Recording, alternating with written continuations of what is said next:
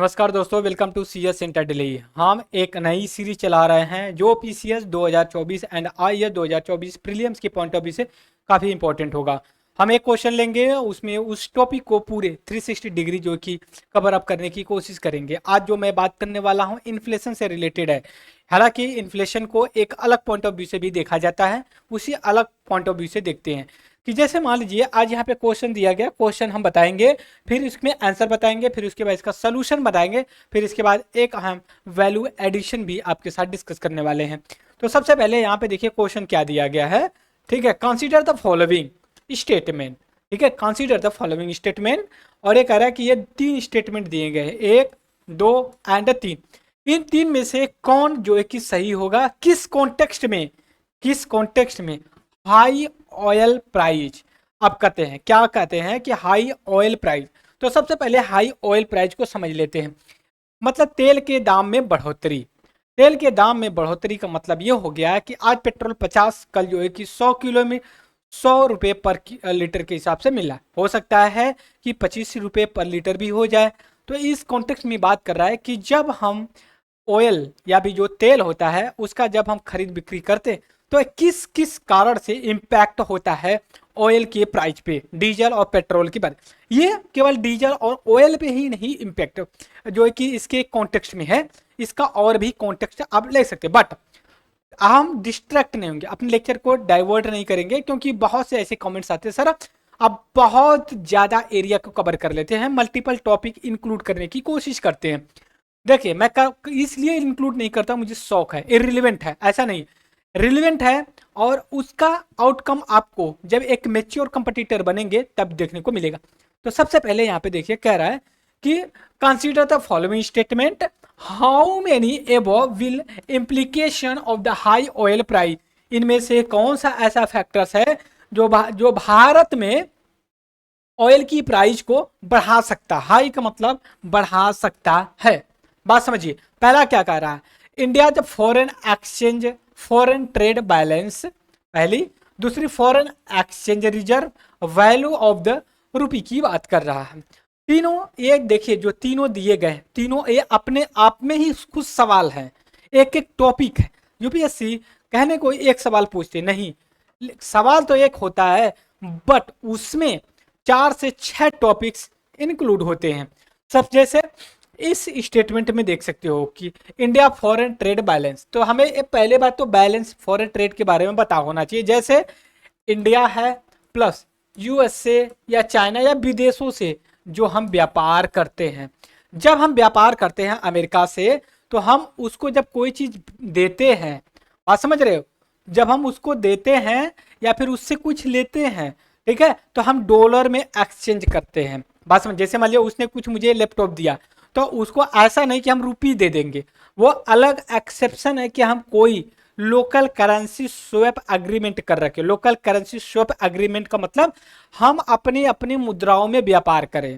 बात समझ रहे हो, जैसे हम यूएसए से अपनी एक स्वैप करेंसी कर लें, हम कहें भैया ऐसा है कि जब हम आपसे कोई सामान लेंगे ना इंडिया वाले, तो हम आपको रुपी देंगे।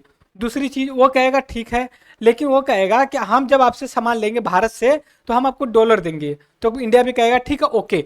बट देखिए इसमें अमेरिका की जो डॉलर है वो ज़्यादा महत्व रखता है। एक डॉलर को लेने के लिए आपको 80-85 रुपए की जरूरत पड़ती है।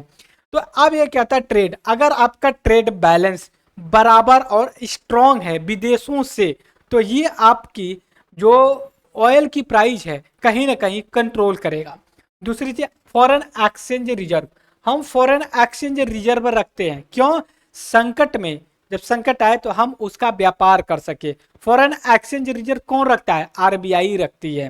ठीक है, तो अब ये हमें पता होना चाहिए, जब हमारे पास पैसा होगा, जैसे मान लीजिए विदेशी मुद्रा होंगी, तो हम और कॉन्फिडेंस होंगे विदेशों से व्यापार करने के लिए। अमेरिका बोल दिया जैसे हम आपको नेचुरल गैस देंगे जब ना, तो हम आपसे जो कि डॉलर लेंगे, तो इंडिया कहेगा ठीक है भाई डॉलर ले ले, अब हमें गैस तो भेज, तो इंडिया उनको डॉलर देगा और जो कि गैस भेजेगा। मान लीजिए नहीं है डॉलर, तो अमेरिका नहीं देगा, तो इसलिए फॉरेन एक्सचेंज रिजर्व होना बड़ा जरूरी है। अब तीसरी आ जाए value of the rupee, Bharat की जो रुपी है, जो रुपया है, विदेशों की मुद्रा की तुलना में कितना मजबूत है, जिसको कहते हैं पैसे की वैल्यू घटना या बढ़ना। जैसे इस समय क्या है, 1 रुपये, जैसे मान लीजिए कि $1 लेना है आपको, $1 लेना है तो आपको 80 रुपये के आसपास आपको देना पड़ेगा, तब $1 को मिलेगा। तो कहने का मतलब है कि 80 रुपये देंगे तो $1 मिलेगा। तो मतलब $1 की वैल्यू 80 रुपये के बराबर है। तो जो है कि स्ट्रॉन्ग कौन हुआ, हमारा जो कि आपका डॉलर हुआ, जो अमेरिका का है। तो इस वजह से तीनों स्टेटमेंट जो दिए गए हैं, ठीक है, तीनों जो कि फैक्टर्स काम करते हैं कंट्रोल करने के लिए ऑयल प्राइस को। ठीक है, इम्प्लीकेशन, यहाँ पे इम्प्लीकेशन वर्ड दिया गया है। ठीक है, इम्प्लीकेशन का मतलब यह भी है कि हो सकता है कि लो प्राइस, बात समझ रहे हो, हाई भी हो सकता है, लो भी हो सकता है। अगर ये लो भी पूछ देता तब भी जो कि हम इसी आंसर पे स्टेटमेंट देते। आपसे जैसे सरल भाषा में हम पूछे, इनमें से कौन सा ऐसा फैक्टर है कि जो तेल हम विदेश से लाते हैं उसके भाव को बढ़ा या घटा सकता है।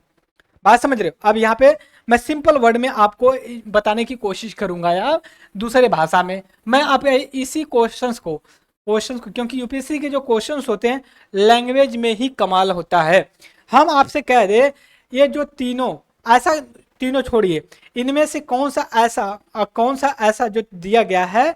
अब ऑयल की प्राइस को, तेल के प्राइस को यहाँ पे हिंदी में लिख देते हैं, तेल के मूल्य में इंपैक्ट करेंगे, या बढ़ाएंगे या घटाएंगे। तो ये तीनों काम करेंगे। आपका ट्रेड बहुत स्ट्रांग होना चाहिए विदेश से, एक्सचेंज रिजर्व होना चाहिए फॉरेन एक्सचेंज, और उसका रूपी जो पैसा है आपका स्ट्रांग होना चाहिए। अब यहाँ पे सोल्यूशन हम बात करते हैं, क्या क्या कह रहा है, एनी एस्केलेशन ईरान इंडिया, हालांकि ये थोड़ा सा आपका करंट बेस्ड पे दे रखा है, बता रहे हैं। अब ये देखिए सवाल कैसे बना है। अब हमें पता है कि सवाल जो करंट अफेयर के बेस्ड पे है बट स्टैटिक्स पार्ट से रिलेटेड है। हम हमेशा जब पढ़ाते हैं करंट अफेयर विद स्टैटिक्स, बहुत से लोग कहते हैं आप क्या पढ़ाते हो। अब देखिए उसका इम्प्लीकेशन यहाँ पे देख सकते हो। जब ऑयल एक्सपोर्टिंग कंट्री जैसे ओपेक प्लस कंट्री, वहां पे कॉन्फ्लिक्ट हो जाए, एग्जाम्पल के लिए गल्फ कंट्री में कॉन्फ्लिक्ट हो जाए, ईरान इराक में कॉन्फ्लिक्ट हो जाए, तो वहां से क्या होगा, तेल का मैन्युफैक्चरिंग, ठीक है, तेल का प्रोडक्शन कम हो जाएगा क्योंकि वर्कर काम ही नहीं करेंगे। दूसरी चीज, गेहूं का और आटा का भाव बहुत ज्यादा बढ़ गया क्योंकि ब्लैक अर्थ एरिया में यूक्रेन और रशिया के बीच में कॉन्फ्लिक्ट देखने को मिल गया, पिछले 2 से 3 साल से चल रहा है। तो दैट्स वाई हम ये कह सकते हैं करंट अफेयर विद स्टैटिक्स के साथ एमसीक्यू जो पूछा जाता है। अब देखिए डिस्क्रिप्शन क्या है, Iran Israel war could have impact on the India by increasing the cost of the crude oil import as a geopolitical tension in the West Asia। West Asia में टेंशन की वजह से भारत जो तेल वहां से लाता है और जियोपॉलिटिकल टेंशन की वजह से हो सकता है कि भाव बढ़ जाए। दूसरी चीजें है जो क्या, सप्लाई डिस्टर्ब होगी from the oil rich region से। अब आते हैं इंडिया जब world third largest consumer of the crude oil. Bharat, एक फैक्ट्स आपको और मिल जाता है, भारत विश्व में तीसरा सबसे बड़ा जो है कि क्रूड ऑयल एंड को पे जो है कि कंज्यूम करता है। Depends on import meet 80% from its requirement. 85% विदेशों से ऑयल, क्रूड ऑयल इंपोर्ट करता है, उसी से उसकी पूर्ति होती है। 15% अपने बस भारत में करता है। अब आते हैं इंडिया इकोनॉमिक के very subjective to fluctuation in the oil price. अब देखिए इंडिया की जो इकोनॉमिक है बहुत ही फ्लैक्चुएट करते in the context of the oil price में। इंडिया ऑयल जो होता है, ठीक है, क्रूड ऑयल को इंपोर्ट करता है बट रिफाइन ऑयल को एक्सपोर्ट करता है सबसे ज्यादा। अब आते हैं दूसरे, apart from the inflationary pressure high oil price have impact on India trade balance, foreign exchange reserve, rupee value and general economic health. दूसरे, India does not buy Iranian oil because Tehran under the sanction.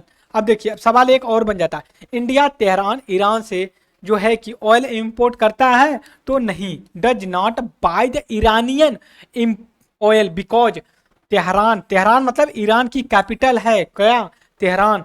वहां क्योंकि India क्यों नहीं खरीद सकता, क्योंकि United State of America ने Iran Tehran पे सैंक्शन लगा रखा। India purchase considerable amount of the crude oil from other West Asian producer such as Iraq, Saudi Arabia and United Arab Emirates. वहां से जो है कि ये इंपोर्ट करता है, ना कि ईरान से करता। ईरान से नहीं करता, क्यों? क्योंकि वहां पे सैंक्शन लगा हुआ है 2015 से, राइट। तो ये हमारा एमसीक्यूज के आधार पर था। हम ऐसे ही लेक्चर जरूर अब बनाने वाले हैं। तो इस लेक्चर में इतना ही, तब तक के लिए thank you for the discussion.